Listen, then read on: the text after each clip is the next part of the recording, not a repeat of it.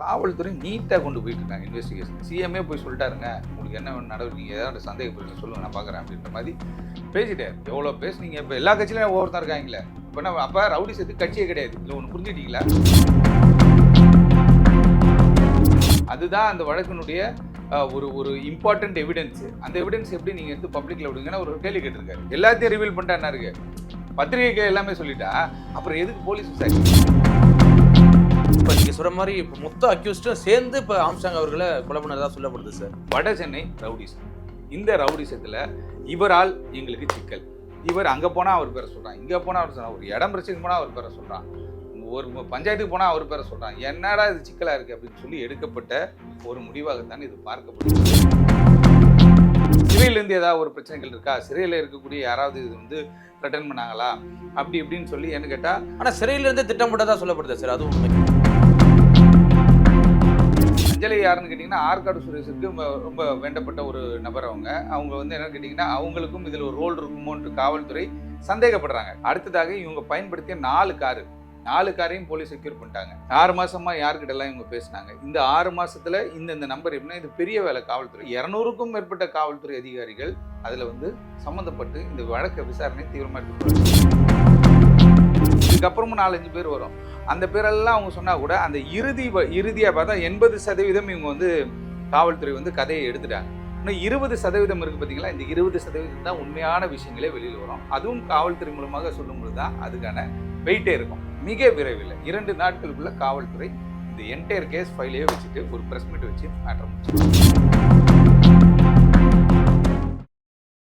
நம்ம நாமக்கல் தங்கம் கேன்சர் சென்டர்ல ரோபோட்டிக் மூலமா அதிநவீன புற்றுநோய் அறுவை சிகிச்சை செய்யறதுனால நம்ம கிட்னியை இழக்க வேண்டியதில்லை, கிட்னியும் பாதுகாப்பா இருக்கும். தங்கம் ஹாஸ்பிட்டல், நாமக்கல். கிங் டிவி நேயர்களுக்கு வணக்கம். பல்வேறு வழக்குகள் குறித்து விவாதிப்பதற்காக இன்று நம்மோடு இணைந்திருக்கிறார் சென்னை உயர்நீதிமன்ற வழக்கறிஞர் திரு சார்லஸ் வெற்றிவந்தன் அவர்கள். சார் வணக்கம். வணக்கம். நலமா இருக்கீங்க சார்? நலமா. ஜூலை 5ஆம் தேதி ஆம்ஸ்டாங் கொலை செய்யப்பட்டார். அன்றையிலேருந்து இன்று வரைக்கும் புதிய புதிய திருப்பங்களாக உருவாயிட்டு இருக்கு. அதாவது பொன்னேபாலில் ஆரம்பித்து கடைசியாக வந்து பார்த்தீங்கன்னா சம்பவம் செந்தில் வரைக்கும் நீண்டுக்கிட்டே போகுது. இதில் வந்து பார்த்தீங்கன்னா பெண் தாதாக்கள், குறிப்பாக பெண் ரவுடிகளுடைய மனைவிகள் 2 பேர் இதில் ஆஜராயிருக்காங்க. மலர்கொடி, அதுக்கப்புறம் அஞ்சலி. இவர்கள் யார்? இவர்களுக்கு இந்த கொலைக்கு என்ன சம்மந்தம் சார்? அதாவது ஜூலை 5ஆம் தேதி வந்து பகுஜன் சமாஜ் கட்சியினுடைய மாநில தலைவர் வந்து படுகொலை செய்யப்பட்டார். அது எல்லாருக்கும் தெரியும். அன்றைக்கே வந்து ஒரு 8 பேர் வந்து 5 பேர் வந்து அண்ணா நகர் டிசி ஆஃபீஸ்லையும், மீதி 3 பேர் வந்து பெரியபாளையத்திலும் சரண்டர் ஆனாங்க. அதுக்கப்புறம் வந்து என்ன கேட்டிங்கன்னா அந்த சம்பவம் நடந்து ஒரு 3 மணி நேரத்தில் இந்த சரண்டர் அரெஸ்ட். ஒரு பக்கம் அவங்க சரண்டர்னு சொன்னாலும் காவல்துறை ஒரு பக்கம் அரெஸ்ட்டுன்ற மாதிரி சொல்லியிருந்தாங்க. அதற்கு பிறகு என்ன ஆச்சுன்னா அந்த சம்பவத்திற்காக உதவி செய்தவர்கள் அப்படின்னு சொல்லிட்டு ஒரு 3 பேர் 11 பேரை வந்து போலீஸ் செக்யூர் பண்ணி 11 பேரை என்ன பண்ணுறாங்கன்னு கேட்டிங்கன்னா இது பூந்தமல்லி சப்ஜெயிலில் வந்துட்டு கிளைச்சிறையில் வந்து அடைக்கிறாங்க. கிளைச்சிறையில் அடைக்கப்பட்ட பிறகு என்ன பண்ணாங்க, இந்த வழக்கு வந்து பூதகரமாக போயிட்டுருக்கு. ஏன்னா ஏற்கனவே பேசுனது போல் ஒரு தேசிய கட்சியினுடைய மாநில தலைவர். அதுவும் இல்லாமல் கேட்டால் நிறைய கட்சிகள் அவர் மாறி இருந்தாருன்னு கூட இவ்வளோ பெரிய இம்பார்ட்டன்ஸ் கிடச்சிருக்குமா அப்படின்றது தெரியல. ஆனால் அவர் ஒரே அரசியல் நேர்கோட்டில் போனதுனால அவருக்கு ஒரு இமேஜ் கிரியேட் ஆயிடுச்சு. இந்த இறப்புக்கு பிறகு அவருடைய வேல்யூ வந்து என்னென்னு கேட்டிங்கன்னா அதிகமாகிருச்சு. ஆகிட்ட பிறகு இந்த படுகொலையை விசாரித்து இந்த படுகொலையில் என்ன சம்பவம், அதாவது கீழ்மட்ட லெவலில் யார் யார் ஒர்க் பண்ணாங்க அப்படின்ற லெவலில் எடுக்கணுன்ட்டு காவல்துறை வந்து ஒரு முடிவு பண்ணிட்டாங்க. சிஓபி மாற்றப்பட்டார், புது சிஓபி வந்தார். சப்சிக்வெண்ட்டாக வந்து பார்த்தீங்கன்னா ஏடிஜிபி லா அண்ட் ஆர்டர் மாறுறாரு. மாறின உடனே இவங்களை கஸ்டடி எடுக்கிறாங்க. கஸ்டடி எடுத்து விசாரிக்கிறாங்க. விசாரிக்கும் பொழுது 3 நாள் கஸ்டடியில் மொத்தம் 7 நாள் கேட்டாங்க காவல்துறை எழும்பூர் நீதிமன்றத்தில். அவங்க வந்து 5 நாள் கொடுத்தாங்க. 5 நாளில் 3 நாள் விசாரிக்கிறாங்க. 4ஆவது நாள் என்ன பண்ணாங்கன்னா அந்த வழக்கில் முக்கியமான ஒரு குற்றவாளி A3 பார்க்கப்படுகிற திருவேங்கடம் என்பவர் என்ன பண்ணார்னா, நான் வந்து இந்த கொலைக்கும் சரி இதற்கு முன்னாடி செய்த கொலைகளுக்கும் சரி ஒரு இடத்துல வந்து ஆயுதங்களை பதுக்கி வச்சுருக்கேன் அப்படின்ற மாதிரி சொல்கிறாரு. சொன்ன உடனே இவங்க என்ன பண்ணால் வாப்பா போகலாம் அப்படின்னு சொல்லிட்டு எப்பவுமே சீன் ஆஃப் அக்கரன்ஸே கொண்டு போவாங்க. சம்பவம் நடந்த இடத்துக்கே கூப்பிட்டு போய் விசாரிப்பாங்க. ஆனால் இது வந்து பிரச்சனையை உருவாக்கும்ன்றதுனால அந்த மற்ற நடந்த இடத்துக்கு கூட்டு போகல. எப்படி பண்ணாங்க ஏது பண்ணாங்கன்னு சொல்லிட்டு அக்யூஸ்ட்டை கொண்டு போவாங்க. ஆரம்பத்தில் எல்லாருடைய இது என்னன்னு சொல்லிட்டா இது வந்து தென் மாவட்டத்தை சார்ந்த கூலிப்படை, இதில் வந்து தொடர்பு இருக்குது அப்படி இப்படின்னாங்க. ஆனால் அருவா கூட தென் மாவட்ட அருவா மாதிரி தான் இருக்குது, அருவா மாதிரி இருக்குன்னாங்க. நிறைய பத்திரிகைகளும் கூட என்ன கேட்டால் ஸ்பெசிஃபிக்காக நிறைய ரவுடிகளுடைய பேரெல்லாம் வெளியிட்டு நேராக கிட்ட இருந்து பார்த்த மாதிரிலாம் போட்டாங்க. ஆமாம், வந்து அது மாதிரி தகவல் வந்துட்டு காவல்துறை ரிவீல் பண்ணாமல் நம்ம யாருடைய பேரையும் சொல்ல முடியாது. காவல்துறை சொல்கிற கதையை தான் நம்ம சொல்ல முடியும். பத்திரிகைகள் செய்திகளை வச்சு நம்ம வந்து ஒருத்தர் அக்யூஸ்டாகவும் ஆக்கிட முடியாது. ஒரு வழக்கு எந்த வழக்காக இருந்தாலும் சரி.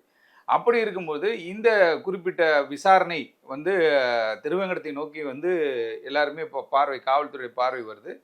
10 தனிப்படை வந்து தனித்தனியாக கூட்டு போயிட்டாங்க. அது திருவேங்கடத்தை கூட்டு போகும்போது அவர் வந்து என்ன பண்ணாருன்னா, காவல்துறை ஒரு இடத்த காட்டுறாரு. அந்த இடத்துல வந்து இது பக்கத்தில் புழல் புழல் எதிரில் வந்து வெஜிடேரியன் வில்லேஜில் இது நடக்குது. நடந்துட்ட பிறகு அவரை வந்து என்ன பண்ணுறாங்கன்னு கேட்டால், காவல்துறை பார்த்து சுட்டார். அவர் நாட்டு துப்பாக்கிக்குள்ளே இருந்தது எடுத்து சுட்டார். அதனால் வந்து தற்காப்புக்காக சுட்டன்ற மாதிரி சொன்னாங்க. அது வந்து ஒரு என்கவுண்டர் ஆயிடுச்சு. ஆனால் விசாரணை வளையத்துக்குள்ளே இருந்த 11 பேர், இப்போ நேற்று நைட்டு 11 பேர் இருந்தாங்க, காலையில் 10 பேர் தான் இருக்காங்க. நாளைக்கு 8 பேர் ஆகலாம், 9 பேர் ஆகலாம் போது இவங்க ஒரு ஸ்டைல் எடுக்கிறாங்க. போலீஸ் இன்வெஸ்டிகேஷன் என்ன பண்ணுறாங்கன்னா, மாற்றி யோசிக்கிறாங்க. ஏன்னா இப்படியே கேட்டுட்டு இருந்தால் வேலைக்கு ஆகுது, இதில் ஏதாவது ஒரு ரெமெடி வேணும்னா ஏதாவது ஒன்று பண்ணி ஆகணுன்ற மாதிரி போகிறாங்க. அந்த என்கவுண்டர் அதுக்காக தான் அப்படின்னு எடுத்துக்கலாம். என்கவுண்டரே வந்து என்னன்னு கேட்டிங்கன்னா, இந்த இன்வெஸ்டிகேஷனை ஃபாஸ்ட் அப் பண்ணுறதுக்கும் பல கோ அக்யூஸ்டுகிட்டேருந்து உண்மையை வர வைக்கிறதுக்கு மாதிரி பண்ணுறாங்க. அதற்கு பிறகு தான் வந்து அருள் வந்து என்ன பண்ணுறார், பல்வேறு தகவல்களை அவர் வந்து காவல்துறைக்கு தெரிவித்ததாக காவல்துறை வட்டாரங்களே சொல்கிறாங்க. அதுக்கப்புறம் ஒரு சிசிடிவி ஃபுட்டேஜ் வெளியிட்டாங்க. சிசிடிவி ஃபுட்டேஜ் வெளியிட்டு அதில் வந்து யார் யாரெல்லாம் இருக்காங்கன்ற மாதிரியான ஒரு விஷயமும் நமக்கு ஞாயிற்றுக்கிழமை வந்துச்சு. அதுக்கு பிறகு தான் என்ன பண்ணோம்னா, இந்த 6 மாதத்திற்கான இந்த சிடிஆர் கால் டீட்டெயில் ரிப்போர்ட் அப்படின்ற கூடிய ரிப்போர்ட் எடுக்கலாம். அது 6 மாதத்துக்குள்ள ட்ராயில் வந்து பார்த்திங்கன்னா இப்போ மாற்றிருக்காங்க. ரூல்ஸ் அண்ட் ரெகுலேஷன் மாற்றும் போது என்ன பண்ணுறாங்கன்னா, ட்ராய் வந்து என்ன சொல்கிறான்னு கேட்டால் 2 ஆண்டுகளுக்கான சிடிஆர் எடுக்கலாம். அது நீதிமன்ற அனுமதி பெற்று தான் எடுக்க முடியும். இல்லை காவல்துறைக்கு தேவைப்பட்டால் காவல்துறை எடுக்கலாம். ஒருவர் சந்தேகப்படும்படியாக இருக்கிற ஒரு ஆக்டிவிட்டீஸ் வந்து ஃபிஷியாக இருக்குது, இவர் வந்து ஒரு தீவிரவாத அமைப்போடு இருக்கிறார், இவர் வந்து ஒரு குண்டாவாக இருக்கார், இவர் வந்து ஒரு ஆன்டி சோஷியல் எலிமெண்ட்டாக இருக்காருன்னா, இவர் யார் யார்ட்டெல்லாம் பேசினாருன்னு 2 ஆண்டுகளுக்கான இவங்களுடைய கால் டீட்டெயில் ரிப்போர்ட் எடுக்கலாம். அப்படியே அருளுக்கான கால் டீட்டெயில் எடுக்கும்போது தான் கால் டீட்டெயில் ஒரு பக்கம் எடுக்கிறாங்க, ஒரு பக்கம் பேங்க் ஸ்டேட்மெண்ட் எடுக்கிறாங்க. பேங்க் ஸ்டேட்மெண்ட் எடுத்து பார்க்கும்போது கேட்டால் பல்காக வந்து ஒரு அமௌண்ட் வந்திருக்கு, 50 லட்ச ரூபா வந்திருக்கு. அப்புறம் அந்த பணம் எங்கே போச்சு அப்படின்னு சொல்லி, ஏன்னா கூகுள் பேலாம் அனுப்புவாங்க. கூகுள் பேல 1 லட்சம் 2 லட்சம் லிமிட் பேங்கை பொறுத்து இருக்குது. அப்படிலாம் அனுப்பும்போது சிறு சிறு கணக்காக இருந்தாலும் காவல்துறை அந்த கணக்குகள் எடுக்கும். 1500 2000 ரூபா போனால் கூட அந்த 2000 ரூபா யாருக்கு போச்சுன்ற அளவுக்கு அந்த அக்கௌண்ட் எல்லாம் தேடும் பொழுது தான் நம்ம இது அதாவது என்ன கேட்டிங்கன்னா, திருவல்லிக்கேணி பகுதியினுடைய அதிமுக இணை செயலாளர், பகுதி இணை செயலாளர் போல இருக்குது, மலர்கொடின்றவங்க, அவங்களும் ஒரு வழக்கறிஞர். அவங்களுடைய கணவர் வந்து தோட்டம் சேகர்னு சொல்லிட்டு, அவர் 97ல் நினைக்கிறேன், அவர் வந்து அது பெரிய கேங் வார், அங்கே ஒரு பெரிய கேங் வார் நடந்துட்டு இருந்துச்சு. அவர் வந்து அதிமுகவினுடைய பிரச்சார பாடகராக இருந்தார். ஒரு தனியாக கச்சேரி மாதிரி ஒரு அமைப்பு ஒன்று வச்சிருந்து ஜெயலலிதாவுக்கே அவர் நேரடியாக தெரியக்கூடிய அளவில் வந்து அவர் செயல்பட்டு ஒரு ஆள் அதிமுக பிரமுகர் தான். அங்கே ஒரு வட்டச் செயலாளராகவும் இருந்திருக்கார் ஆரம்பத்தில். ஏன்னா இப்போ தான் வந்து என்ன கேட்டிங்கன்னா, வட்டச் செயலாளர், மாவட்ட செயலாளர் அப்படின்லாம், அப்போல்லாம் வட்டச் செயலருக்கு பயங்கர பவர். வட்டச் செயலாளர் எல்லாம் முடிவெடுப்பாங்க. அந்த வட்டத்துக்குள்ளே என்ன இதுன்றது அவங்க தான் பார்ப்பாங்க. என்ன நடக்கணும். ஆமாம். அப்படி இருக்கும்போது அவர் வந்து என்ன பண்ணார், அவருக்கு கொஞ்சம் அரசியல் விரோதிகள் இருந்தாங்க, தொழில் ரீதியான விரோதிகள் இருக்கும்போது அவர் வந்து படுகொலை செய்யப்படுறார் 97ல் அவர் படுகொலை செய்யும் பொழுது மலர்கொடி என்ன பண்ணுறாங்கன்னா, மலர்கொடியோடைய பசங்க 2 பேர், ஒருத்தர் வந்து அழகராஜா, ஒருத்தர் வந்து பாலாஜி, 2 பேருக்கு ஒரு வயசு தான் இருந்துச்சு. அப்போ 1 இயர் சைல்டு 2 பசங்களும். அந்த பசங்கள் வந்து வளர்க்கப்பட்டு அப்படியே கொஞ்சம் கொஞ்சமாக வளர்ந்து வரும்போது, அப்பாவை கொலை செய்தவர்கள் நம்ம கொலை செய்யணும்னு சொல்லிட்டு 2021 நினைக்கிறேன், 21ல் அந்த கொலை வழக்கில் ஈடுபட்டிருந்த அவங்களுக்கு பழிக்கு பழி வாங்கணுன்ற ஒரு நோக்கத்தில் மயிலை சிவகுமார் என்பவர் வந்து இங்கே அசோக் நகர்கிட்ட வச்சு படுகொலை செய்யப்படுறார். அவர் வந்து ஒரு கேங்கால. ஆமாம், மலர்குடி அவர்களுடைய மகன்கள் அவங்க 2 பேர் வளர்ந்துட்டு அப்பாவுக்காக ரிவெஞ்ச் ஒன்று எடுத்து அவங்க ஒரு மர்டர் பண்ணுறாங்க. அப்படி இருக்கும்போது மலர்கொடி இந்த வழக்கில் வந்து சம்மந்தப்பட்டவங்க எல்லாருக்குமே ஆச்சரியமாகி போச்சு. ஏன்னு கேட்டால் அவங்களுக்கும் இவங்களுக்கும் எந்த விதமான முன்விரோதம் இருந்த மாதிரி தெரியல. ஏன்னா இவர் ஃபுல்லாகவே வட சென்னையோட முகமாக தான் இவர் பார்க்கப்பட்டார். இது வந்து தென் சென்னை சம்பந்தப்பட்ட விஷயம். ஆமாம், தென் சென்னையில் வந்து ஏகப்பட்ட பஞ்சாயத்துகள் இருக்குது, தென் சென்னையில் பெரிய பெரிய ரவுடி கும்பல்கள் இருக்குது. அப்படி இருக்கும்பொழுது தென் சென்னை சேர்ந்த பிரபலமாக பார்க்கப்பட்ட தோட்டம் சேகரனுடைய மனைவி இவங்க. தோட்டம் சேகருடைய மனைவி எப்படி இதில் வந்து டிரான்சாக்ஷன் பண்ணாங்கன்றது ஒரு ஐயப்பாடு ஏற்படுது. ஆனால் காவல்துறை 2 நாட்களாக அவங்களை விசாரித்து அதுக்கப்புறம் தான் வந்து இவங்க அக்கௌண்ட்லேருந்து காசு போச்சுன்னொன்னே இவங்களை வந்து என்ன பண்ணுறாங்கன்னா 2 நாள் விசாரித்து தான் இவங்களை ரிமாண்ட் பண்ணுறாங்க. சண்டே மண்டே, ஆமாம், அந்த மொஹரம் அன்னைக்கு என்ன பண்ணுறாங்கன்னா, அன்னைக்கு அரசு விடுமுறை, அன்னைக்கு என்ன பண்ணுறாங்கன்னா அன்னைக்கு ரிமாண்ட் பண்ணுறாங்க. புதன்கிழமை அன்னைக்கு ரிமாண்ட் பண்ணுறாங்க. பட் ஆனால் இவங்களை செக்யூர் பண்ணதே வந்து பார்த்தீங்கன்னா ஞாயிற்றுக்கிழமையே செக்யூர் பண்ணிருக்காங்க, ரகசியமாக இருந்திருக்காங்க. ஆமாம், என்கவுண்டர் நடந்த அன்னைக்கே இவங்களை செக்யூர் பண்ணுறாங்க. செக்யூர் பண்ணி அதுக்கப்புறம் என்ன பண்ணுறாங்கன்னா, இவரையும் இன்னொரு வழக்கறிஞர், அவர் தமாகாவை சேர்ந்த ஒரு வழக்கறிஞர், இவங்க அதிமுக, ஒரு தமாக, அந்த வழக்கறிஞரை வந்து ஹரிகரன், ஆமாம் ஹரிகரன், அவர் மூலியமாக தான் பணம் வந்துச்சு அப்படின்ற மாதிரி சொல்கிறாங்க.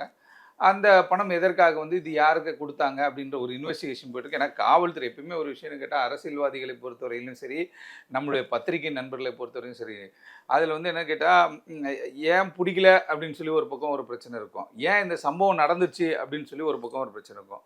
பிடிச்சா இவனை பிடிக்கல நீ அவனை பிடிச்சிருக்கணுன்றது இவங்க சொல்லுவாங்க. அதே போல் சுட்டா ஏன் சுட்டன்னு கேட்கறதுக்கு ஒரு டீம் இருக்கும், சுடலைன்னா ஏன்டா சுடலன்னு கேட்கறதுக்கு ஒரு டீம் இருக்கும். அப்போ அரசியல்வாதிகள் எது வேணால் பேசிக்கலாம். ஆம்ஸ்ட்ராங் அவர்களை நேரடியாக தெரியாதவங்களாம் கூட நிறைய பேர் அந்த டெத்துக்கு போனாங்க இல்லையா. ஆமாம், நேரடியாக அவர் ஒரு முறை கூட சந்தித்திருக்காதவங்க, அவருடைய செல்போன் எனக்கு தொடர்பு கொண்டு பேச அவங்க கூட போயிருப்பாங்க. அப்படி இருக்கும் பொழுது இதில் ஆம்ஸ்ட்ராங் அவர்களுக்கு த்ரெட்டு இந்த டீமால் வந்துச்சா? ஒரு பக்கம் வந்து ஆற்காடு சுரேஷ் அவர்கள் படுகொலை செய்யப்பட்டார், அதை பேஸ் பண்ணி அதுக்கு இவர் பின்புலமாக இருந்தார் அப்படின்னு சொல்லிட்டு புன்னைபாலு தரப்பு கன்ஃபெஷனில் சொல்கிறாங்க, கன்ஃபெஷன் ஸ்டேட்மெண்ட்டில் சொல்கிறாங்க. அப்படி இருக்கும்பொழுது அது ஒரு பக்கம். இந்த பக்கம் மலர்கொடி அப்படின்றவங்க வராங்க, ஹரிகரன்றவங்க ஒருத்தவங்க வராங்க. ஒரு பக்கம் என்ன சொல்கிறாங்கன்னா இந்த டீம் இந்த நெட்வொர்க் இது யாரை நோக்கி போகிறது அப்படின்னு சொல்லி இவங்க ஆராய்ச்சி பண்ணிட்டு காவல்துறை போயிருக்காங்க. ஸ்பெசிஃபிக்காக இவர் தான் பண்ணார் அவர் தான் பண்ணார் காவல்துறை ரிவீல் பண்ணுறதுக்கு முன்னாடி பத்திரிகையாளர்களும் சொல்லக்கூடாது, வழக்கறிஞர்களும் சொல்லக்கூடாது. ஏன்னா ஏற்கனவே நீதிமன்றம் பல்வேறு விஷயங்கள் சொல்லியிருக்காங்க. ஒரு வழக்கு நடைமுறையில் நடந்துட்டு இருக்க வழக்கை பற்றி நம்ம பேசக்கூடாது, முடிந்த வழக்கை பற்றி வேணால் பேசுங்க அப்படின்ற மாதிரியான விஷயங்கள் சொல்லியிருக்காங்க. முடிந்த வழக்கு நீங்கள் வந்து எக்ஸ்பிளைன் பண்ணலாம். ஆனால் இந்த சம்பவத்தை பொறுத்தவரையில் ஃபஸ்ட் ஒரு 8 பேர், அதுக்கப்புறம் ஒரு 3 பேர், அதுக்கப்புறம் ஒரு 3 பேர், திருப்பி ஒரு 6 பேர் கஸ்டடி எடுத்து தனியாக விசாரணை நடைபெற்று கொண்டிருக்கிறதாக காவல்துறை தரப்பில் சொல்லியிருக்காங்க. இதில் வந்து பார்த்திங்கன்னா குறிப்பாக வந்து ஏற்கனவே வந்து அருள் கைது செய்யப்பட்ட அருள் வந்து திமுகவை சார்ந்த ஒரு திமுக உறுப்பினராக இருந்திருக்காருன்ற மாதிரி சொல்கிறாங்க. அவருடைய அக்கால் மகன் சதீஷ் அவரும் வந்து இப்போ மலர்கொடி கைது செய்தாங்க இல்லையா, அந்த டைமில் அவரையும் ரிமாண்ட் பண்ணுறாங்க. சதீஷ் வந்து அவர் வந்து இந்த வாகனங்கள்லாம் அரேஞ்ச் பண்ணி கொடுத்தாரு அப்படின்ற மாதிரியான ஒரு கதை இருக்குது. அடுத்ததாக இவங்க பயன்படுத்திய 4 காரையும் போலீஸ் செக்யூர் பண்ணிட்டாங்க. இது 4 கார் வந்துட்டு புதுசாக ஒரு 3 கார் வாங்கியிருக்காங்க. ஒரு 4-5 மாதத்துக்கு முன்னாடியே வந்து 4 கார் வந்துட்டு 3 கார் வந்து புது கார் வாங்கப்பட்டிருக்கு. அது வந்து ஒன்று வந்து அந்த இன்னொரு பையன் ஒருத்தர் இருக்கான், அதில் அவனுடைய பேரில் ஒரு கார் வாங்கப்பட்டிருக்கு, அருள் பேரில் ஒரு கார் வாங்கப்பட்டிருக்கு, அவங்க ரிலேட்டிவ் ஒரு பையன் இருக்கான்.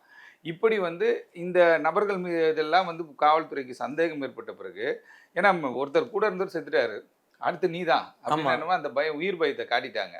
அந்த உயிர் பயத்தை காட்டின உடனே எல்லா விஷயங்களும் சொல்ல வேண்டிய ஒரு கட்டாயத்துக்குள்ள வந்துறாங்க. ஒவ்வொன்றா வெளியில் வர ஆரம்பிச்சிருச்சு. ஒவ்வொன்றா வர வச்சு அதுக்கப்புறம் வந்து 8 11ஆவது 11 14ஆவது 14 16ஆவது 16 18 ஆயிடுச்சு. இப்போ 18 வரைக்கும் வந்திருக்கு. இப்போ அப்போ தனித்தனியாக இந்த விசாரணை நடைபெற்று காவல்துறையும் இப்போ வந்து என்ன பண்ணுறாங்கன்னா ஒரு மனு போட்டு நாங்கள் வந்து திருப்பி வந்து கஸ்டடி எடுக்கணுன்ற மாதிரி கேட்டிருக்காங்க. இந்த நிலையில் அதாவது திமுகவில் ஒரு டீம் இருக்குன்ட்டேன், அதிமுகவில் ஒரு டீம் வந்து இப்போ டிரான்சாக்ஷன் பண்ண விடுறாங்க, பாஜகவில் ஒரு டீம் இருக்குது ஆல்ரெடி அஞ்சலின்றவங்கள பற்றி சொல்கிறாங்க. அஞ்சலி யாருன்னு கேட்டிங்கன்னா ஆற்காடு சுரேஷுக்கு ரொம்ப வேண்டப்பட்ட ஒரு நபர். அவங்க வந்து என்னன்னு கேட்டிங்கன்னா அவங்களுக்கும் இதில் ஒரு ரோல் இருக்குமோன்ட்டு காவல்துறை சந்தேகப்படுறாங்க. ஃபைனல் ரிப்போர்ட் ஃபைல் பண்ணும்போது தான் ரோல் ஆஃப் தி அக்யூஸ்டே வரும். ரோல்னா A1 to A8 இருக்கானா, A1 யார் ஐடியா பண்ணது யார், 120B யாரெல்லாம் வரான், பிளான் கொடுக்குறான் பார்த்தீங்களா, ஸ்கெட்சு போட்டு கொடுக்குறான் பார்த்தீங்களா, அவன்லாம் 120B கொண்டு அவன் சம்பவத்திலே இருக்க மாட்டான். ஆனால் 120B வந்து கிரிமினல் கான்ஸ்பிரசி. எப்போ போகிறீங்க ஃபஸ்ட்டு ஒரு ஆள் வெட்டணும், 2வது ஒரு ஆள் வெட்டணும், காலில் வெட்டணும், தலையில் வெட்டணும், இப்படிலாம் பிளான் பண்ணி ஒரு டீம் கொடுக்குது இல்லையா, வடபாணி நடக்குமா சார் இது? ஆமாம். அப்படி வந்து ஒவ்வொருத்தருக்கான ரோல் என்னன்றது நமக்கு ஃபைனல் ரிப்போர்ட்டில் தெரிஞ்சிடும். காவல்துறை மிக நெருங்கி போயிட்டாங்க. நான் ஏற்கனவே நீங்கள் என்னோட முதல் இன்டர்வியூலேருந்து எல்லா இன்டர்வியூ பார்த்தாலும் சரி, இதில் அரசியல் கொலை கிடையாது, அரசியல் படுகொலை கிடையாது, நம்ம ஆரம்பத்துன்னு சொல்கிறோம். இது வட சென்னை நோக்கிய ஒரு இந்த இடத்துல யார் உட்கார்றது, ஏகப்பட்ட நில விஷயங்கள்லேயே ஒரு தலையிட்டார் அப்படின்லாம் இப்போ பத்திரிகைகள்லாம் போடுமா பார்க்குறோம். அதே நேரத்துக்கு வந்து இவருக்கான பிரச்சனை ஒன்று இவரை சுற்றி ஒரு பிரச்சனை இருந்துகிட்டே இருந்திருக்கு. இவர் ஜஸ்ட் லைக் தட் அசால்ட்டாக அதெல்லாம் கடந்து போயிருக்காரு. ஆனால் இவர் கடந்து போன சப்ஜெக்ட் எல்லாமே ஒன்றா இருக்காங்க. ஒரு சிண்டிகேட் மாதிரி போட்டு 1 கோடி ரூபாய் வரையும் பணம் கைமாறினதாக சொல்கிறாங்க. முதல்ல 50 லட்ச ரூபா கொடுக்கப்பட்டிருக்கு. அப்போ அடுத்த 50 லட்சம் என்னன்னு சொல்லிட்டு காவல்துறை வந்து என்ன கேட்டிங்கன்னா நெருக்கி போய்கிட்டு இருக்காங்க. நெருக்கி போயிட்டு இருக்கும்போது அஞ்சலி வந்து அவங்களுக்கு வேண்டப்பட்ட ஆள் அப்படின்னும் போது இந்த கும்பலுக்கு அஞ்சலி மூலமாக ஏதாவது ஃபண்டு கொடுக்கப்பட்டிருக்கா, இல்லை அஞ்சலி ஏதாவது இதில் வந்துட்டு பார்ட்டாக இருந்திருக்காங்களா அப்படின்றது விசாரணையில் வந்து காவல்துறை எல்லாரையும் எடுப்பாங்க. ஏன்னா அவருடைய சிடிஆர் எடுக்கும் பொழுது அவர் யார் யார்கிட்ட பேசுனாங்க, அவருக்கு யார் யாரெல்லாம் பேசுனாங்க அப்படின்ற மாதிரியான விஷயங்கள் வந்து தெரியணும். அப்போ ஃப்ரீக்வெண்ட்டாக யார் கால் பண்ணியிருப்பேன், ஏன்னா அவர் ஒரு பொலிட்டீஷியன். ஆமாம், பொலிட்டீஷியன் அப்படின்னு இருக்கும்பொழுது அவர் என்ன பண்ணுவார் கேட்டால் ஒரு நாளைக்கு 300 பேர் கால் பண்ணுவாங்க. அதில் 100 பேர் கட்சிக்காரன் இருப்பான், 100 பேர் தெரிஞ்சவன் இருப்பான், தெரிஞ்சவன் வேற கட்சிக்காரன் வேற. ஆமாம். அடுத்து வந்து பார்த்தீங்க அப்படின்னா இந்த தொழில் ரீதியான நண்பர்கள்ன்றவங்க அவங்களும் கால் பண்ணிருப்பாங்க. அப்போ இந்த கால் எல்லாத்தையும் அனலைஸ் பண்ணும்போது தான் காவல்துறைக்கு ஒரு விஷயம் கிடைக்கும். அதே மாதிரி என்ன பண்ணுவாங்கன்னா, அக்யூஸ்ட் அரெஸ்ட் பண்ண அக்யூஸ்ட் என்ன பண்ணுவாங்கன்னா, அந்த அக்யூஸ்ட் என்ன பண்ணால் அவங்களோட சிடிஆர் எடுப்பாங்க. அந்த சிடிஆரோட கனெக்டிவிட்டி என்ன, எப்படி போயிட்டுருக்கு, 6 மாதமா யார்கிட்டலாம் இவங்க பேசினாங்க, இந்த 6 மாதத்தில் இந்த நம்பர் எப்படின்னா, இது பெரிய வேலை காவல்துறைக்கு. ஏன்னா 10 தனிப்படைன்னு எடுத்துக்கோங்களேன், ஒரு தனிப்படையில் 10 பேர்னு போட்டுக்கோங்க, 100 பேர். அதுவும் இல்லாமல் இன்வெஸ்டிகேஷன் தனியாக ஒரு டீம் பண்ணோம். அப்போ 200க்கும் மேற்பட்ட காவல்துறை அதிகாரிகள் அதில் வந்து சம்மந்தப்பட்டு இந்த வழக்கை விசாரணை தீவிரமாக எடுத்துகிட்டு போகிறாங்க. அப்படி தொடர்ச்சியாக காவல்துறை பல்வேறு நடவடிக்கைகள் எடுத்துகிட்டு வராங்க. ஏன்னா இது சென்சிட்டிவான ஒரு கேஸ் ஆயிடுச்சு. உள்துறை அமைச்சர் வரையும் போயிடுச்சு கதை. உள்துறை அமைச்சர் வந்து ரிப்போர்ட் கேட்குற அளவு போயிடுச்சு இந்த வழக்கினுடைய விசாரணை எப்படி இருக்கு. நேற்று கூட வந்து இயக்குனர் ப. ரஞ்சித் என்ன சொல்கிறார் அப்படின்னு கேட்டிங்கன்னா, தமிழக அரசுடைய இன்வெஸ்டிகேஷன் சரியான முறையில் போயிட்டு இருக்கு, இந்த டைமில் நம்ம டிஸ்டர்ப் பண்ண வேணான்ற மாதிரி நினைக்கிறோம். ஆர்ப்பாட்டம்லாம் அறிவிச்சிருக்காரு சார். ஆர்ப்பாட்டம்லாம் அது ஜனநாயக ரீதியான பண்ணக்கூடிய ஒரு விஷயம்தான். ஏன்னு கேட்டால் நடக்கிறதுக்கு முன்னாடியே தடுத்துருக்கலாமே, அவருக்கு ஒரு பாதுகாப்பு கொடுத்துருக்கலாமே அப்படின்னாங்க. பாதுகாப்பும் கேட்டிருக்கலாமே அப்படின்னு பல்வேறு தரப்பினர் சொல்கிறாங்க. அது அவரே எல்லாருக்கும் பாதுகாப்பு அப்படின்னும் போது அவருக்கு ஏன் பாதுகாப்பு அப்படின்ற மாதிரிலாம் யோசிச்சிட்டாங்க. பட் ஆனால் வாட் எவர் இட் இஸ், இது வந்து சினிமா கிடையாது இல்லையா, நிஜ வாழ்க்கையில் 10 பேர் வந்து அட்டாக் பண்ணி இன்னைக்கு ஒரு உயிர் போயிடுச்சுல. எண்ட் ஆஃப் த டே அவங்களுடைய கோலை அவங்க அச்சீவ் பண்ணிட்டாங்கல்ல. இன்னைக்கு பாதிக்கப்பட்டது இவர்னு ஆயிட்டாங்க. அப்படின் பொழுது இதற்கான ஜனநாயக ரீதியாக என்னென்னலாம் போராடணும் அப்படின்ற விஷயங்கள் எடுத்து இன்றைக்கி ஏதோ ஒரு ரேலி நடத்துகிற மாதிரிலாம் சொல்லியிருந்தாங்க. அது அவங்க பண்ணிட்டு தான் இருக்காங்க. ஆனால் காவல்துறை மிக வேகமாக இந்த வழக்கை நீங்கள் பாருங்கள், 5ஆம் தேதி நடந்தது. ஈச் அண்ட் எவ்ரி டே ஒரு டெவலப்மெண்ட். 5ஆம் தேதி கைது செய்யப்படுகிறார்கள், கைதோ சரண்டரோ 8 பேர் ஆகிறாங்க. சப்சிக்வெண்ட்டாக வெரி நெக்ஸ்ட் டே என்ன பண்ணுறாங்கன்னு கேட்டிங்கன்னா, ஒரு 3 பேரை செக்யூர் பண்ணுறாங்க. அதற்கு பிறகு என்ன பண்ணால் சிஓபி கமிஷனர், சென்னை கமிஷனர் வந்து மாற்றப்படுகிறார். லா அண்ட் ஆர்டர் ஏடிஜிபி மாற்றப்படுகிறார். அதற்கு பிறகு என்ன பண்ணுறாங்கன்னு கேட்டிங்கன்னா, கஸ்டடி எடுக்கிறாங்க. கஸ்டடி எடுத்தோன்னே ஒரு என்கவுண்டர் நடக்குது 3 நாள் கஸ்டடியில். என்கவுண்டர் நடந்தோன்னு என்ன பண்ணால் அகெயின் ஒரு 3 பேரை தூக்குறாங்க. அதுக்கப்புறம் இப்போ வந்து பார்த்திங்கன்னா இந்த 15ஆம் தேதியிலேருந்து இன்றைக்கி பார்த்தோம் 14 நாளுமே ஒரு டெவலப்மெண்ட், ஒரு இந்த இன்வெஸ்டிகேஷனில் ஒரு முன்னேற்றம் அடைஞ்சிருக்கு. ஏன்னா இது முதல்வருடைய நேரடி பார்வையில் இந்த விசாரணை வந்து போயிட்டுருக்கு. ஏன்னு கேட்டால் இது வந்து ஒரு லா அண்ட் ஆர்டர் இஷ்யூக்கு வந்து ஒரு பெரிய ஒரு சிக்கலை உருவாக்கிறோம் அப்படின்றதுக்காக இதில் வந்து உண்மையான அக்யூஸ்டை தான் கைது பண்ணணும்னு இருக்காங்க. உண்மையான அக்யூஸ்ட் ஏற்கனவே போலி அக்யூஸ்ட் அப்படி இப்படின்னாங்க. ஆனால் அதையும் எக்ஸ்பிளைன் பண்ணி இவங்க சொல்லிட்டாங்க, அப்பா அது போலி அக்யூஸ்ட் கிடையாதுப்பா, இவங்க தான் ஃபஸ்ட்டு யார் வெட்டுறது, 2வது யார் வெட்டுறது, பின்னாடி யார் வருது, அந்த சேரை வெட்டுறது யார், எல்லாத்தையும் ஒரு ஸ்கெட்சு போட்டு ஒரு அந்த சீன் ஆஃப் அக்கரன்ஸே ஒரு வீடியோவை வெளியிட்டாங்க காவல்துறை. அப்படி இருக்கும்போது இதில் யார் யாரெல்லாம் பின்புலமாக இருக்கிறார், இப்போ மலர்குடி அவர்களுக்கு இதில் என்ன ரோலு, அஞ்சலிக்கு என்ன ரோலு, அதற்கு பிறகு யார் யாரெல்லாம் சம்மந்தப்பட்டிருக்காங்க, இப்படி பல்வேறு கோணங்களில் காவல்துறை தான் 200க்கும் மேற்பட்ட காவல்துறை அதிகாரிகள். நான் சொல்கிறது வந்து ஐயா ஏட்டையாவோ யாரும் கிடையாது, ஷார்ப்பான ஆஃபீஸர்ஸை வந்து இதில் அப்பாயின்ட் பண்ணி சிறையிலேருந்து ஏதாவது ஒரு பிரச்சனைகள் இருக்கா, சிறையில் இருக்கக்கூடிய யாராவது இது வந்து த்ரெட்டன் பண்ணாங்களா அப்படி இப்படின்னு சொல்லி என்ன கேட்டால். ஆனால் சிறையிலேருந்து திட்டமிட்டதாக சொல்லப்படுது சார், அது உண்மையா? அது காவல்துறை தான் ரிவீல் பண்ணும். காவல்துறை தான் ரிவீல். அது எப்படி இப்போ சிறைன்றதே வந்து ஒருத்தவங்களை உள்ள சிறையில் வச்சுருக்கதே பனிஷ்மெண்ட்டில் வச்சுருக்கோம். அப்போ அங்கேருந்து எப்படி திட்ட முடியுன்றது அது காவல்துறை தான் அதுக்கு பதிலே சொல்ல முடியும். ஏன்னா பத்திரிகை வாயிலாகவும் மாலை மலர் செய்தியோ தினத்தந்தியில் வர செய்திகளோ இல்லை ஏதாவது ஒரு இதில் வர செய்திகளோ வச்சு நம்ம வந்து அதை குறிப்பிட்டு சொல்ல முடியாது. ஏன்னா அவங்க பெரிய வைடாக இருக்கக்கூடிய ஒரு பத்திரிகை, அவங்க இந்த ஒரு கருத்தையும் போட்டுடலாம். ஆனால் காவல்துறை ப்ரெஸ் மீட்டு வச்சு என்டையராக இந்த கதையை சொல்லும்போது, ஏன்னா இப்போ 80% ஆஃப் த இன்வெஸ்டிகேஷன் ஓவர், 80% மிக நெருக்கமாக காவல்துறை போக ஓரிரு நாட்களில் 2-3 நாளில் வந்து இவங்க என்ன பண்ணுவாங்கன்னா என்டையராக ஒரு ப்ரெஸ் மீட் வச்சு from the very beginning, from 5th இன்னைக்கு வரையும் செக்யூர் பண்ண ஆள் வரையும் அனைத்து பேரையும் அவங்க அமுக்கி எடுத்துகிட்டு வந்து வச்சு தான் இவங்க வந்து இந்த வழக்கு விசாரணையை முடிப்பாங்க. நேற்று வந்து பார்த்தீங்கன்னா சம்பவம் செந்தில்னு சொல்லிட்டு ஒரு புதிய நபரை கொண்டு வந்திருக்காங்க. அவருடைய பார்ட் என்ன சார் இந்த கொலையில்? இல்லை அது வந்து காவல்துறை ஒன்றும் ரிவீல் பண்ணல, மீடியாவில் நிறைய இதில் போட்டாங்க. காவல்துறை தேடிக்கிட்டு முக்கிய குற்றவாளி அவர் தான், வழக்கறிஞர் கூட அப்படின்னு சொல்கிறாங்க. அப்போ சொல்கிறாங்க. என்ன கேட்டால் அவர் வந்து இப்போ இந்த ஹரிகரன்றவரோட அவர் தொடர்பில் இருந்தார்ன்ற மாதிரி காவல்துறையே வந்து ஒரு சில ஸ்டேட்மெண்ட்லாம் சொல்லும் பொழுது, இப்போ அவரை கைது செய்யக்கூடிய ஒரு பணியில் காவல்துறை இருக்காங்கன்றது பத்திரிகைகள் சொல்கிற செய்தி. ஆனால் காவல்துறை வந்து ஓப்பன் ஸ்டேட்மெண்ட்டாக இவர் சம்மந்தப்பட்டிருப்பாருன்ற மாதிரி எங்கேயும் சொல்லலை. அதாவது கேட்டால் யார் யார் மீது சந்தேகம் இருக்கிறதோ அந்த எல்லாருமே நாங்கள் விசாரிப்போங்க. இவருக்கு யாரால் அச்சுறுத்தல், இவர் யாரையாகிட்டையாவது அச்சுறுத்தல் மிரட்டினாரா, இந்த கோணங்களில் விசாரணை போகும்போது எல்லாருமே நீங்கள் நினைக்கிற மாதிரி இப்போ வந்து பர்டிகுலராக ஒரு பர்சனு கிடையாது, ஏகப்பட்ட பேர் 100க்கும் மேற்பட்டவர்களே காவல்துறை விசாரிக்கிறாங்க. அங்கங்கே தனித்தனியாக உனக்கு ஏதாவது பிரச்சனை இருக்கா, நீ எதாவது பண்ணியா, நீ என்ன பண்ணியான்னு பேச்சுவார்த்தை போயிட்டுருக்கா. அப்படி இவருக்கு நேரடியாக ஏதாவது மோதல்கள் இருக்கா, இப்போ நீங்கள் சொன்ன மாதிரியான நபர்கள் மீது இவர் நேரடியாக ஏதாவது பிரச்சனை பண்ணியிருக்காரான்ற கோணத்தில் விசாரிக்கிறாங்க. விசாரிக்கும்போது எல்லாரும் விசாரிக்க கூப்பிடுவாங்களே. கண்டிப்பாக. அப்போ விசாரணை கூப்பிட்டா யாராக இருந்தாலும் போய் தானே ஆகணும். விசாரணைக்கு போகலன்னும் போது தான் போலீஸ் சந்தேகம் வந்துடும். ஏன் விசாரணைக்கு வர மாட்டாங்க ஓடுறாங்கன்னும் போது தான் அப்போ அவங்களுடைய ரோல் ஏதோ இருக்குன்ற ஒரு கன்க்ளூஷனுக்கு அவங்க வருவாங்க. அப்போ வராமல் நம்ம வந்து விசாரணை காவல்துறை ஒரு விசாரணை கூப்பிடும்போது போகலன்னு வச்சுக்கோங்க, என்ன ஆகுன்னு கேட்டால் தலைமறைவாகிறோன்னு வச்சா ஃபேமிலியை டிஸ்டர்ப் பண்ணுவாங்க. வீட்டுக்கு போவாங்க, வயதான அம்மாவுக்கு சிக்கல், அடுத்த குடும்பத்திற்கு சிக்கல், இப்படி ஒரு சூழல் இருக்கும்போது அப்படி சிக்கல் பண்ணாலும் வர்றதுக்கு வாய்ப்பு இருக்குன்றதுக்காக போலீஸ் என்ன பண்ணுவாங்கன்னா இந்த ஸ்டாண்டே எடுத்து போவாங்க. ஃபேமிலியை போய் டிஸ்டர்ப் பண்ணுவாங்க. அண்ணன் அப்பா எல்லாரையும் கூட்டு போகிற இடத்துல உட்கார வைப்பாங்க. ஒரு தகவல் வந்து அந்த குற்றவாளிக்கு தகவல் போகிறதுக்கு வாய்ப்பு இருக்குது. எப்பா உன்னால் உன் குடும்பம் வந்திருக்குப்பா, இது மாதிரி பண்ணுறாங்க, அது மாதிரி அடிக்காமலே அடிச்சோன்னு சொல்லுவாங்க. மடி அடிக்கிறாங்கப்பா அப்படின்லாம் சொன்னோன்னே அவங்க வந்து என்னன்னு கேட்டிங்கன்னா, ஐயோ என்னடா இப்படி இருக்குன்னு சொல்லி வருவதற்கான வாய்ப்பு இருக்குன்னு இதெல்லாம் ஸ்டைல் ஆஃப் இன்வெஸ்டிகேஷன். ஆனால் உண்மையிலே இந்த சம்பவம் செந்திலுங்கிற ஒரு அக்யூஸ் தானே சார்? எப்படி சார்?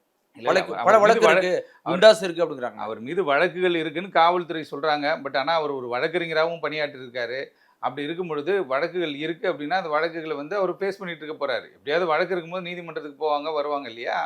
அப்படின்னும் பொழுது இவரை பொறுத்தவரையில் என்னன்னு கேட்டால் இவர் ஒரு புதுமுகமாக தெரிகிறார். அதுவும் இல்லாமல் என்ன கேட்டால் வடசென்னையில் வந்து இவர் வடசென்னை பகுதியை சார்ந்தவர் தான் சொல்கிறாங்க. அப்போ காவல்துறை வடசென்னையில் இந்த இந்த இடத்த பிடிப்பதற்காக ஒரு போட்டி நடந்திருக்குமோ அப்படின்ற ஒரு கேள்வி. அதே நேரத்தில் ஒரு பக்கம் ஆற்காடு சுரேஷ் அவங்களோட தம்பியோட கேள்வி, ஒரு பக்கம் வடசென்னை ரவுடிசம் அப்படின்ற அந்த ரவுடிசத்தில் யார் வந்து டானா இருக்கணும் சென்னைக்குள்ளே அப்படின்றதுக்கான ஒரு சண்டை மாதிரி ஏற்பட்ட மாதிரி தான் தெரியுது இது. அதுவும் இல்லாமல் இதை வந்து பல்வேறு பேர், அதான் நீங்கள் சொன்ன மாதிரி அவருடைய பேர் நீங்கள் சொல்கிறீங்க ஒரு வழக்கறிஞர் அப்படின்ற மாதிரி அவருடைய பேரை வந்து சொல்கிறாங்க. அது இல்லாமல் சப்சிக்வெண்ட்டாக ஒரு 4-5 பேரெல்லாம் சொல்லிட்டு இருக்காங்க. பட் ஆனால் இது ஊடகங்கள் வெளியிடுகிற செய்தி தானே தவிர இது வந்து போலீஸ் நோட்டில் வரல. போலீஸ் ஒரு நோட்டாக போட்டு கீழே வந்து சிஓபி கையெழுத்து போட்டோ இல்லை விசாரணை அதிகாரி கையெழுத்து போட்டோ, இப்போ இந்த ஹாஸ்பிட்டல்லாம் போடுவாங்கல்ல, வந்து அவர் வந்து இன்னும் 2-3 நாளில் வந்து சரியாயிடுவார் அப்படின்ட்டு, அந்த மாதிரி வந்து போலீஸ் நோட்லாம் வெளியிடுவாங்க. அந்த நோட்லலாம் எதுவுமே வரல. ஏன்னா அப்படி நோட்லாம் வெளியிட்டா அக்யூஸ் எஸ்கேப் ஆகி போகிறதுக்கும் சான்ஸ் இருக்குன்ட்டு போலீஸ் இதெல்லாம் ஒரு ஸ்டைல் ஆஃப் இன்வெஸ்டிகேஷன். ஒரு பேரை சொல்லுவாங்க, அந்த பேரை டார்கெட் பண்ணி போகிற மாதிரி இருக்கும். ஆனால் வேற பக்கம் போவார், உங்களை டார்கெட் பண்ணுவாங்க. அப்படி வந்து காவல்துறை ஒரு ஸ்டைல் ஆஃப் அவங்களோட மோடஸ் ஆப்பரண்டி டிஃப்ரெண்ட்டாக இருக்கும். எல்லாத்தையும் ரிவீல் பண்ணிட்டா என்ன இருக்குது, பத்திரிகை எல்லாமே சொல்லிட்டா அப்புறம் எதுக்கு போலீஸ் விசாரிக்கணும்? நீதிமன்றமே இப்போ கேட்டாங்க, என்கவுண்டர் பண்ணியிருக்கீங்க, என்கவுண்டர் பண்ணிட்டீங்க விட்டுருங்க, ஆனால் அந்த சிசிடிவி ஃபுட்டேஜ் ஏன் நீங்கள் வெளியிட்டீங்க? ஜஸ்டிஸ் ஆனந்த் வெங்கடேஷ் கேட்டிருக்காரு, ஏன் வெளியிட்டீங்க? அது ஒரு வழக்குக்கு ஒரு முக்கியமான சாட்சி, அதுதான் அந்த வழக்கினுடைய ஒரு இம்பார்ட்டண்ட் எவிடன்ஸு. அந்த எவிடன்ஸ் எப்படி நீங்கள் எடுத்து பப்ளிக்கில் விடுங்கன்னா ஒரு கேள்வி கேட்டிருக்காரு. அப்படி இருக்கும்பொழுது எல்லாத்தையுமே காவல்துறை சொல்ல வேண்டிய அவசியமும் கிடையாது. அப்போ காவல்துறை என்ன பண்ணுவாங்க, ஏவை டார்கெட் பண்ணி போகிறேன் அப்படின்வாங்க. ஆனால் ஏகிட்டே போக மாட்டாங்க, டிஏ தான் டார்கெட் பண்ணுவாங்க. அந்த டைவர்ஷன் இருக்கு இல்லையா, அவங்கள வந்து மாற்றி அந்த மடை மாற்றி விட்டு அப்பா நம்ம இல்லைப்பா ஃப்ரீ ஆகிட்டோம்ப்பா அப்படின்னு உட்கார நேரத்துக்கு தான் பிடிப்பாங்க. அப்படியான ஒரு டெக்னிக்கையும் ஒரு ஸ்ட்ராட்டஜியும் தான் இன்றைக்கி காவல்துறை மெயின்டைன் பண்ணிட்டு இருக்காங்க. அப்படி பல்வேறு பேர், இதுக்கப்புறமும் 4-5 பேர் வரும். அந்த பேரெல்லாம் அவங்க சொன்னால் கூட அந்த இறுதியாக பார்த்தா 80% இவங்க வந்து காவல்துறை வந்து கதையை எடுத்துட்டாங்க. இன்னும் 20% இருக்குது பார்த்தீங்களா, இந்த 20% தான் உண்மையான விஷயங்களே வெளியில் வரும். அதுவும் காவல்துறை மூலமாக சொல்லும்பொழுது தான் அதுக்கான வெயிட்டே இருக்கும். இப்போ நீங்கள் சொல்கிற மாதிரி இப்போ மொத்த அக்யூஸ்டும் சேர்ந்து இப்போ ஆம்ஸ்ட்ராங் அவர்களை கொலை பண்ணதாக சொல்லப்படுது சார். ஆமாம். அப்போ வந்து அந்தளவுக்கு இவர் என்ன பண்ணியிருப்பார்? இல்லை அதாவது தொழில் போட்டி என்ன கேட்டிங்கன்னா, அரசியலில் வந்து வளர்ந்து வந்துட்டுருக்காரு. அடுத்த கட்டம் வந்து இவர் எம்பி, அதாவது எம்பி ஆகிறதுக்கும் வாய்ப்புகள் இருக்குது. ராஜ்யசபா எம்பி எங்கேயாவது ஒரு மாநிலத்திலிருந்து கூட எடுக்கலாம். எப்படி வேணாலும் காட்சிகள் மாறலாம் அரசியலை பொறுத்த வரைக்கும். அப்படி இருக்கும்பொழுது இவர் வந்து நமக்கு சிக்கலாகி விடுவாரோ, இவரால் வந்து நமக்கு பிரச்சனை ஏற்பட்டு விடுமா? ஏன்னா இவங்களாம் பின்னாடி யோசிக்கிறாங்கல்ல. பின்னாடி இவர் வந்து வழக்கு இல்லைன்ட்டு சென்னை கமிஷனரே சொல்லிட்டார். சந்தீப் ராய் ரத்தோர் என்ன சொல்லிட்டாரு, அப்போ இருந்தவர் இவர் மீது வழக்கு இல்லைப்பா அப்படின்ட்டாரு. ஆனால் வழக்கு ஒரு சில வழக்குகள் முன்னாடி இருந்துச்சுன்றது அவர் சொல்கிறாரு. அப்படி சொல்லும் பொழுது அந்த வழக்குகளில் இப்போ இந்த சம்மந்தப்பட்ட நபர்கள் இருக்காங்களா சார்? 2 விஷயம் இருக்குது சார் ரவுடிசத்துலேயே. ஒன்று டைரக்டாக ரவுடிசம் பண்ணுறது சார், இன்னொன்று மறைமுகமாக ரவுடிசம் பண்ணுறது சார். உங்களுக்கு எனக்கு சண்டை இருக்கும் சார், நம்ம 2 பேரும் நல்லா தான் பேசுவோம் சார், எனக்கு இவருக்கும் ஒரு சண்டை இருக்கும் சார், அதில் நீங்கள் அவர்கிட்ட சொல்லுவீங்க என்னன்ட்டு, ஏப்பா என்னப்பா உன்னையே இது மாதிரி பண்ணுறான், நான் ஒன்றும் சொல்கிறதுக்கு இல்லை, நீ ஏன் உஷாராக இருந்துக்கோ, பிளான் பண்ணிட்டாங்கப்பா அப்படின்ற மாதிரி அந்த ட்விஸ்ட் பண்ணுவாங்கல்ல. அந்த ட்விஸ்ட்டு வந்துட்டு நம்ம வடசென்னை ரவுடிசத்தில் பல்வேறு இடங்களில் காணப்படுது. அதை வந்து என்ன கேட்டால் அதை மறுக்கவே முடியாது. அது மாதிரி நேரடியாக பழகினவர்களோ இல்லை அவருடைய ஆக்டிவிட்டிஸை தெரிந்தவர்களோ அவங்க என்ன பண்ணால் பின்னாடி போய் பேசுவாங்க. பின்னாடி பேசுகிறவனால என்றைக்குமே பிரச்சனை தான். நேருக்கு நேர் சண்டை போடுறான், நேருக்கு நேர் ரவுடிசம் பண்ணுற ஸ்டைலே வேறு. அவன் சண்டை போடுறான், நான் ரவுடிப்பா அப்படின்ட்டு காலத்தி கூப்பிட்டு போவான். ரவுடின்றதே பெருமையாக சொல்லுவான். நிறைய பேர் எனக்கே ஒரு சில தம்பிங்கெல்லாம் ஃபோன் பண்ணாங்க, சார் நான் இப்படி சார் அப்படி சார் நாங்கப்பா, அது நான் என்னப்பா பண்ணணுன்னு கேட்டேன். சார் நான் இங்கே இருக்கேன் சார், நான் அங்கே இருக்கேன் சார், நான்ப்பா அதெல்லாம் பழைய கதை பழைய ஸ்டைல்லாம் சொல்லாதப்பா அப்படின்னு சொல்கிறது நிறைய பேர். நம்ம ஏன்னா எல்லாரு கூடயும் பழகுறோம், எல்லாருடைய வழக்கில் எடுக்கிறோம். நமக்கு தேவை ஃபீஸு, நமக்கு தேவை கேஸு, அவ்வளோதான். கேஸை நடத்துகிறோம், வின் பண்ணால் ஃபீஸை கொடு, தோத்தாலும் ஃபீஸை கொடுன்னு நம்ம வாங்கிடுறோம். அதுதான் நம்ம கான்செப்ட். அதுதான் தோத்தா அது உன்னால தான் தோத்தன்னு இருக்கும். ஏன்னா நீ 55 கேஸை வச்சுட்டு வருவ, புரியுதா? அங்கே போய் எனக்கு 2 நாளில் பெயில் எடுத்து கொடுனா கொடுக்க முடியாது. அது 2 வாட்டி 3 வாட்டி டிஸ்மிஸ் ஆகி தான் பெட்டிஷன் வரும். அப்படின்னும் போது இந்த வகையான நான் சொன்னேன் பார்த்தீங்களா, இந்த வந்து பின்பக்க வேலைகள், அதாவது பேக் எண்டில் ஒர்க் பண்ணி என்ன பண்ணுறதுன்னா ஒருத்தரை வீழ்த்தணும் அப்படின்னும் பொழுது ஆம்ஸ்ட்ராங் அவர்கள் வீழ்த்தப்பட்டது இந்த பேக் எண்ட் ஒர்க்கானால் தான். ஆம்ஸ்ட்ராங் அவர்கள் ரியல் எஸ்டேட் விஷயத்தில் இருந்தார். அரசியல் ரீதியாக அவருக்கு எந்த பகையுமே கிடையாது. ரவுடிசம் அப்படின்னக்கூடிய ஃபீல்டில் பார்க்கும்போது ரவுடிசத்தில் இவருக்கு எல்லாரையும் தெரியும் வட சென்னையில். ஆனால் எல்லாரையும் வட சென்னையில் தெரியும். வட சென்னையில் இவர் வந்து பெயர் சொல்லக்கூடிய ஒரு ஆளாக வளர்ந்து கொண்டு இருக்கிறார். இவருக்குன்னு சரி ஒரு அமைப்பு, ஒரு ஆள் இருக்காங்க, ஒரு ஆள் பலம் இருக்குது அப்படின் போது வட சென்னையில் இவரால் நமக்கு ஒரு டிஸ்டர்பன்ஸ் இருக்குது, இவரால் எங்கே போனாலும் இவரோட பெயர் பயன்படுத்தப்படுகிறது அப்படின்ற ஒரு ஒரு ஒரு ஒரு எரிச்சல், ஒரு ஒரு சிக்கல், ஒரு மண்டைக்குள்ளே போட்டு ஒரே குழப்பமாக இருக்கிறதுனால தான் ஒரு சிண்டிகேட்டை போட்டு இதனால் யார் யாரெல்லாம் குட்டி குட்டியாக பாதிக்கப்பட்டவங்க கூட இதில் தூக்கி வச்சு எல்லாம் ஒன்று சேர்ந்துக்க வேண்டியது, ஒன்று சேர்ந்து இப்படி வந்து ஒரு பெரிய விஷயங்கள் நடந்திருக்கு. இது வந்து ஏன் ஸ்மெல் பண்ண முடியாமல் போச்சுன்றது தான் ஒரு சந்தேகமாக இருக்குது. இதை வந்து எப்படியா ஸ்மெல் பண்ணியிருக்க வாய்ப்பு இருக்குது. பட் ஆனால் அதுக்கான சாத்தியக்கூறுகள் இல்லாமல் போயிடுச்சு. ஏன்னா அதை வந்து கேதர் பண்ண ஐஎஸ் இன்டெலிஜென்ஸ் டிபார்ட்மெண்ட் வந்து ஏற்கனவே வந்து தகவல் சொன்ன மாதிரி சொல்கிறாங்க, ஒரு சிலர் இல்லைன்ற மாதிரி சொல்கிறாங்க. பாதுகாப்புக்கு வந்து ஏன் அவர் வந்து காவல்துறை கேட்கலன்றதும் தெரியாத ஒரு விஷயமா இருக்குது. ஏன்னா ஒரு வாட்டி கேட்குறோம் கொடுக்கல, ஏற்கனவே வழக்குகள் இருந்தால் கொடுக்க மாட்டாங்கன்ற மாதிரி வழக்கு இல்லைன்னு சொல்கிறாங்க. ஆமாம், இல்லை ப்ரீவியஸ் கேஸ் இருந்தால் கூட கொடுக்கறதுக்கு வாய்ப்பு இல்லை, கேஸை முடிச்சிருந்தா கூட கொடுக்க மாட்டாங்களாம். அப்படி ஒரு இது இருக்குது. அதுக்கு ஏதாவது ஒரு புதுசாக ஒரு வித்தியாசமாக ஒன்று பண்ணணும். உச்சநீதிமன்றம் வரையும் போராடி ஒரு 6 மாதம் 8 மாதம் சண்டையாக போட்டு நீதிமன்ற சட்ட போராட்டம் நடத்தி வாங்கிடலாமே. அப்படியான ஏன் அந்த சாத்தியக்கூறு நடைபெறலைன்றது தெரியல ஒன்று. ஆனால் இந்த வழக்கை பொறுத்தவரையில் நீங்கள் சொன்ன மாதிரி பியூர்லி வந்துட்டு இந்த பத்திரிகைகள்லாம் போட்டாங்க பார்த்தீங்களா, பேரை போட்டு இது அது அது அதெல்லாம் கிடையாது. ஆரம்பத்துன்னு நம்ம சொன்னது இல்லை, அரசியல் படுகொலை சீனே கிடையாது. வட சென்னை ரவுடிசம். இந்த ரவுடிசத்தில் இவரால் எங்களுக்கு சிக்கல். இவர் அங்கே போனால் அவர் பேரை சொல்கிறான், இங்கே போனால் அவர் சொல்கிறான், ஒரு இடம் பிரச்சனைக்கு போனால் அவர் பேரை சொல்கிறான், ஒரு பஞ்சாயத்துக்கு போனால் அவர் பேரை சொல்கிறான். என்னடா இது சிக்கலாக இருக்குது அப்படின்னு சொல்லி எடுக்கப்பட்ட ஒரு முடிவாகத்தான் இது பார்க்கப்படுகிறது. அதையும் காவல்துறை ஸ்மெல் பண்ணி யார் யாரெல்லாம் இது பிளான் பண்ணாங்க, யார் யாரெல்லாம் ஐடியா கொடுத்தாங்க, யார் யாரெல்லாம் இதில் வந்துட்டு சிண்டிகேட் போட்டாங்க, எல்லாத்தையும் எடுத்து வச்சுட்டு உட்காந்துருக்காங்க. மிக விரைவில் 2 நாட்களுக்குள்ள காவல்துறை இந்த என்டையர் கேஸ் ஃபைலையே வச்சுட்டு ஒரு ப்ரெஸ் மீட் வச்சு மேட்டர் முடிச்சிருவாங்க. ஆனால் சார், இவர் திரு ஆம்ஸ்ட்ராங் அவர்கள் பல வழக்கறிஞர்களை உருவாக்கி இருக்காரு. ஆனால் அவர் கொல்லப்பட்ட அந்த சம்பவத்தில் பல வழக்கறிஞர்கள் ஈடுபட்டிருக்காங்க. இது எப்படி சார்? இல்லை அதுதாங்க, அதாவதுன்னு கேட்டால் எல்லாருமே வழக்கறிஞர்கள் சொல்லப்படுது. இல்லை இப்போ இதில் ஒரு மேட்டர்னு கேட்டிங்கன்னா, வழக்கறிஞர்கள் வந்து உருவாகிறது மிகப்பெரிய சந்தோஷமான விஷயம். ஆனால் நீதிமன்ற பணின்னு ஒன்று இருக்குல்ல, நீதிமன்றம், அதாவது நிறைய பேர் இன்றைக்கி தவறாக நினைக்கிறாங்க. நீதிமன்றத்துக்கு போனால் 1000 ரூபா தான் கிடைக்கும், 500 ரூபா தான் கிடைக்கும், 2 பஞ்சாயத்து பண்ணால் 25,000 கிடச்சிடும், 50,000 கிடச்சிடும் பணம் ஃபீல் பண்ணுறாங்க பார்த்தீங்களா. அதுதான் தவறு. அதுதான் இந்த இடத்துல எடுத்து வந்து விட்டுச்சு. அதுதான் இந்த இடத்துல விட்டுருந்துச்சு.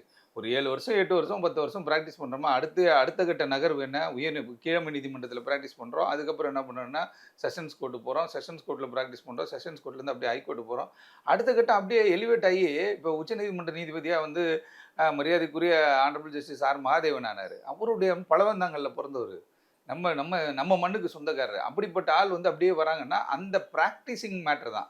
வக்காலத்து எவ்வளோ ஃபைல் பண்ணுறோம், எத்தனை வெற்றி தொழிலாம் வேறங்க. இவ்வளோ பண்டில் எடுத்து போய் கோர்ட்டில் நின்று பேசினா கூட டிஸ்மிஸ்ன்ட்டு போயிடுவாங்க ஒரே வாரத்தில்.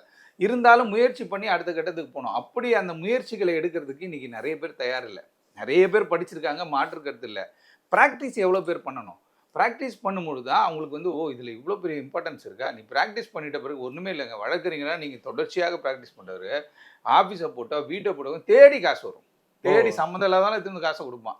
நமக்கே தெரியாது, திடீர்னு ஒருத்தங்க எடுத்துருந்து காசு கொடுப்பான். சார் ஒரு 1 லட்சம் வச்சுங்க சார், அதை பண்ணி கொடுங்க சார், இதை பண்ணி கொடுங்க, லீகலாக சொல்கிறேன் நான். ஆனால் ஒரு சிலர், நிறைய பேர் ப்ராக்டிஸ் பண்ணுறாங்க, ஆனால் ஒரு சிலர், அதாவது வந்து ஒரு 100 பேரில் ஒரு 15 பேர்னு எடுத்துக்காங்களே, இவங்களுடைய வேலையை என்னென்னு கேட்டால் நீதிமன்றத்துக்கே போகிறது கிடையாது. நீதிமன்றத்துக்கு போனால் சீனியர் என்ன பண்ணுவார், 2000 ரூபா கொடுப்பாரு, 2500 ரூபா கொடுப்பாரு. ஆனால் பஞ்சாயத்தோ போலீஸ் ஸ்டேஷனுக்கோ போனோன்னு வச்சுக்கோங்களேன், ஒரு 10,000 ஃபீஸ் நம்ம வாங்கிக்கலாம். இப்படிப்பட்ட சிந்தனை வந்து நிறைய பேருக்கு வந்துடுது. அப்போ 10,000 வாங்கினோம், திடீர்னு ஒரு 25 லட்சம் கொடுக்குறேன், 30 லட்சம் கொடுக்குறேன் போது இவங்க என்ன பண்ணுறாங்க, மடை மாறி இப்படி போன ட்ராக் மாதிரி போயிடுது. ஒன்றுமே இல்லை, ஒரு மர்டர் கேஸ் 10 வருடம் இவங்களோட லைஃப் போயிடும். இதில் எத்தனை பழிக்கு பழி இருக்கும், எத்தனை சண்டைகள் வரும், எத்தனை பிரச்சனைகள் வரும், இதற்கு பிறகு வருகிற பிரச்சனைகளை ஃபேஸ் பண்ணுமே, அவ்வளோ சிக்கல்கள் இருக்குல்ல. கண்டிப்பாக நம்ம எதையுமே நம்ம வந்து என்ன கேட்டால் ஜஸ்ட் லைக் தட் எடுக்க முடியாதுல்ல. நடக்காத வரைக்கும் வேற, நடந்துட்ட பிறகு ஒரு பக்கம் காவல்துறை என்ன பண்ணுவாங்கன்னு கேட்டால், இந்த வழக்கு பிறகு எந்த வழக்கு சம்மந்தப்பட்டாலும் ஒரு புட்டப்பு, புரியுதா? இது தொடர்ச்சி ஒரு 3 புட்டப் 4 புட்டப் போடுவாங்க. இன்னைக்கு ஒரு குண்டாஸ் போட்டாங்கன்னா தொடர்ச்சியாக குண்டாஸ் இருக்கும் அவங்களுக்கு. அதே போல் என்னன்னு கேட்டால் இப்போ இந்த வழக்கில் இவங்க சம்மந்தப்பட்டாங்கன்னா பல்வேறு வழக்குகளை இவங்களை தொடர்பு படுத்துறதுக்கான வாய்ப்புகள் இருக்குது. அது ஒன்று ஆகிப்போச்சு. அதுவும் இல்லாமல் எதிர்த்தரப்பு அவங்க வந்து என்ன பண்ணாங்கன்னா அவங்களோட தரப்புலேருந்து ஒரு அச்சுறுத்தல் இருந்துகிட்டே இருக்கும். அப்போ ஒரு கொலை அப்படின்னு போயிட்டாலே 10 ஆண்டுகள் ஒரு மனிதனுடைய வாழ்க்கை போயிடும். 100% சீரழிஞ்சு போயிடும். அவன் குடும்பம் இப்போ 34 வயசில் 44 வயசில் ஒருத்தன் மாட்டானா 54 வயசு வரை அவன் காலி.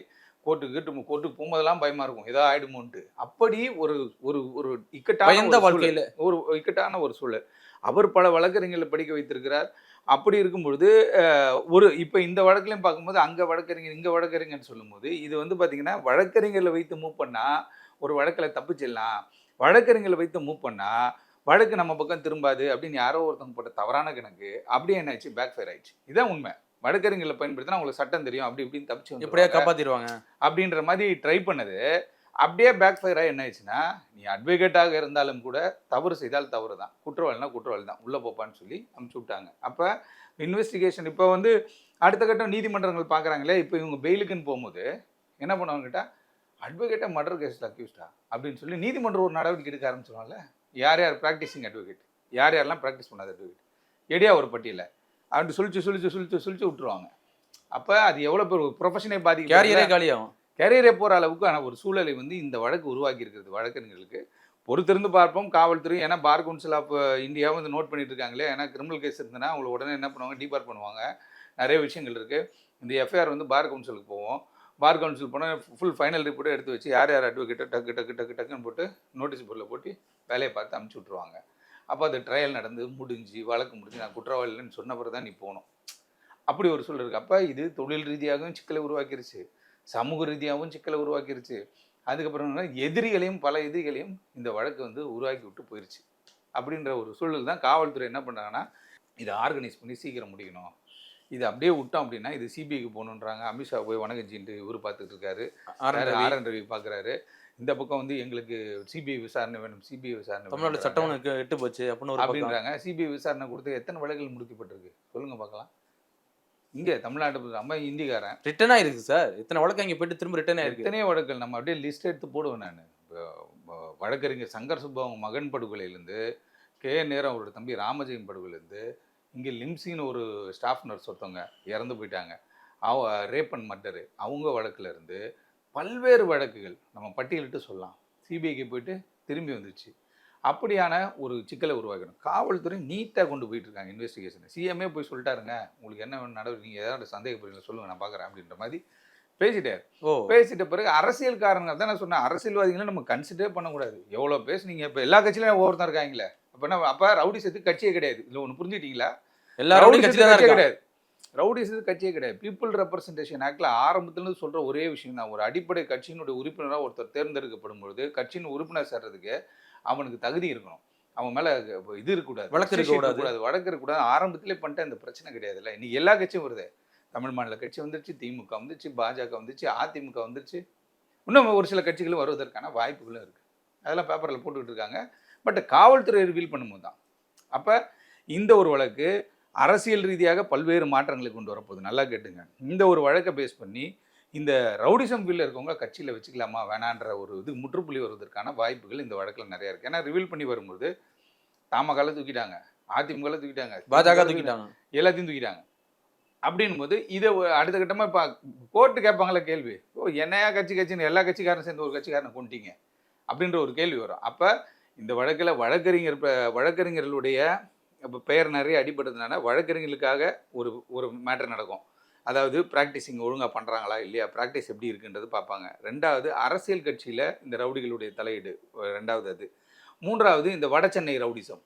இந்த வடசென்னை ரவுடிசம்னு மறைமுகமாகவே வேலை செய்யுது. இறங்கி ரோட்டில் நின்று அடிச்சிக்க வேண்டியதான், அது வேறு. ஆனால் மறைமுகமாக வேலை செஞ்சு தான் பெரிய பிரச்சனைகளை கொண்டு வந்துவிட்டு தான் இந்த ஒரு விஷயம். கண்டிப்பாக சார், நம்ம தொடர்ச்சியாக ஆம்ஸ்டாங் கொலை வழக்கு பற்றி பார்த்துட்டே வர்றோம். அடுத்த கட்ட நகர்வு எப்படி இருக்குது அப்படிங்கிறது பொறுத்திருந்து பார்ப்போம். மிக்க நன்றி சார். நன்றி.